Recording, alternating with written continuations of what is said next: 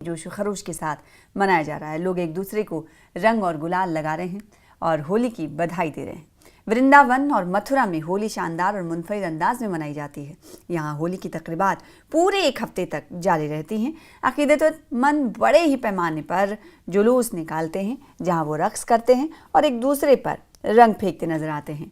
वज़ीर आज़म नरेंद्र मोदी ने अवाम को होली की मुबारकबाद दी है। इन्होंने अपने पोस्ट में लिखा है कि ये त्यौहार सभी की ज़िंदगियाँ नए जोश खरोश और तवानाई से भर दे और अहले वतन के दरमियान यकजहती के रंग को भी गहरा करे।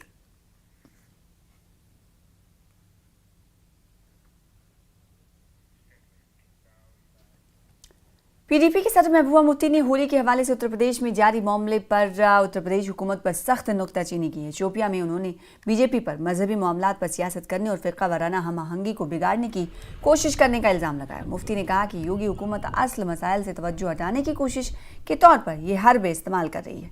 महबूबा मुफ्ती ने इल्ज़ाम लगाया कि यूपी के सीएम का मुसलमानों के तई सही रवैया नहीं है।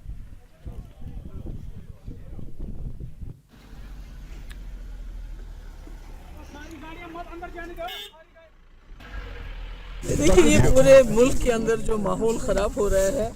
पहले होली ऐसे एक अच्छा दिन मनाया जाता था जब हिंदू मुसलमान मिलके इसको मनाते थे, जैसे ईद को मनाते हैं।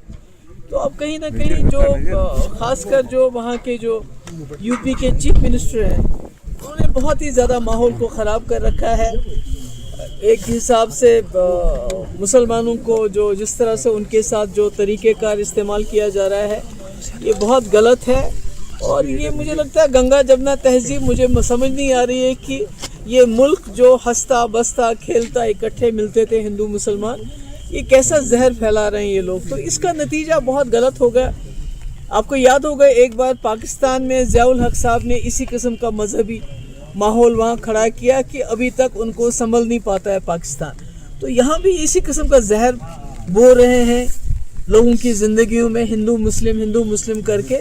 इसके नतीजे भी जो नताइज जो हैं मुल्क के लिए आने वाले वक्त में बहुत ख़राब होंगे। तो मैं अल्लाह ताला से दुआ करूँगी इनको अक्ल आ जाए और इस तरह से ये हिंदू मुस्लिम को आपस में लड़ाएं ना।